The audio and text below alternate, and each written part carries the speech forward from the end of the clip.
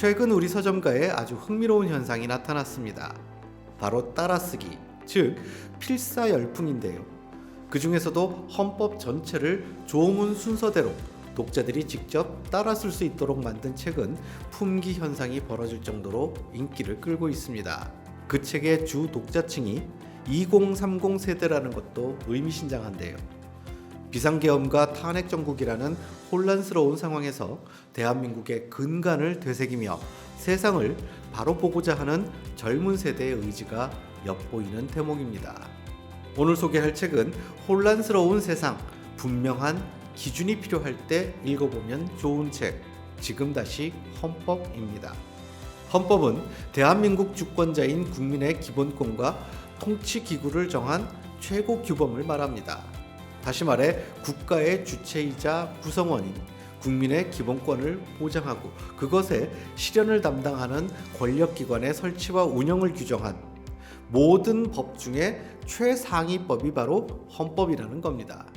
따라서 헌법만 잘 작동한다면 국민은 국민주권, 권력분립, 법치주의 등이 보장된 민주공화국의 시민으로서 저마다의 행복을 추구하며 살 수 있습니다. 적어도 법적으로는 말이죠.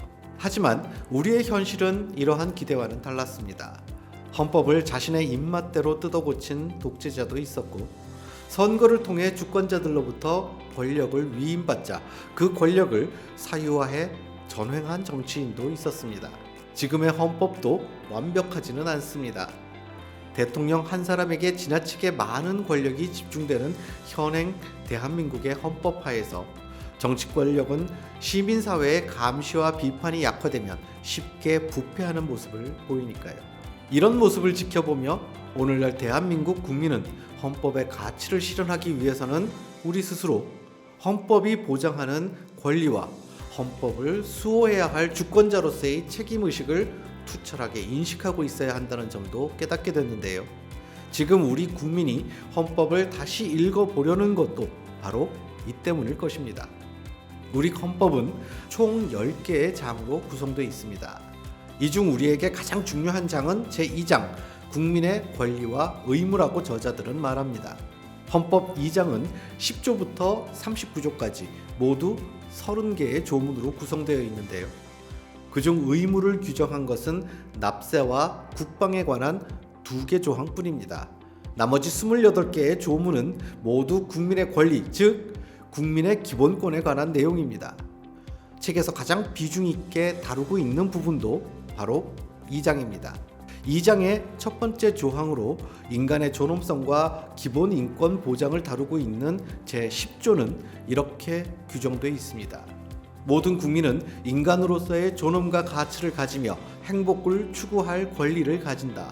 국가는 개인이 가지는 불가침의 기본적 인권을 확인하고 이를 보장할 의무를 진다.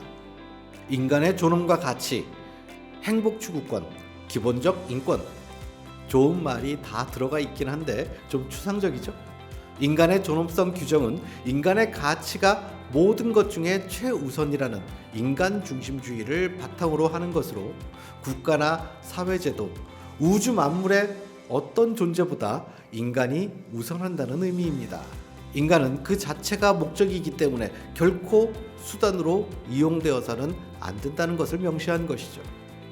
행복 추구권도 인간의 존엄성과 마찬가지로 아주 포괄적이고 모호한 권리인데요. 저자들은 국가든 개인이든 어느 특정인의 행복을 추구할 권리를 부당하게 침해할 수 없다는 점만 명백히 알고 있으면 된다고 강조합니다. 다만 그 권리는 정당한 공익을 위해서는 제한될 수도 있죠. 실제로 안전띠 미착용으로 범칙금을 낸 운전자가 안전띠를 매는 것은 인간의 존엄과 가치, 행복 추구권을 침해하는 것이라며 헌법 소원을 청구한 적이 있는데요. 헌법재판소는 안전띠를 매게 하는 의무는 개인의 고유 가치를 훼손하지 않으면서 공동체의 이익을 위한 제한으로 헌법 정신에 어긋나지 않는다고 청구를 기각했습니다. 존엄과 가치를 지니는 개인은 어떠한 행위도 자유롭게 할 수 있지만 그 행동이 자신의 이익에만 관련되는지 아니면 타인과 사회 공동체 전체 이익과 관련되는지에 따라 제한이 가능함을 보여준 것이죠. 사생활 보장도 중요한 기본권 중의 하나입니다. 헌법 제17조는 모든 국민은 사생활의 비밀과 자유를 침해받지 아니한다고 명시하고 있는데요. 사생활의 자유는 대체로 자기 자신에 관한 것의 결정권을 자기가 갖는다는 말입니다.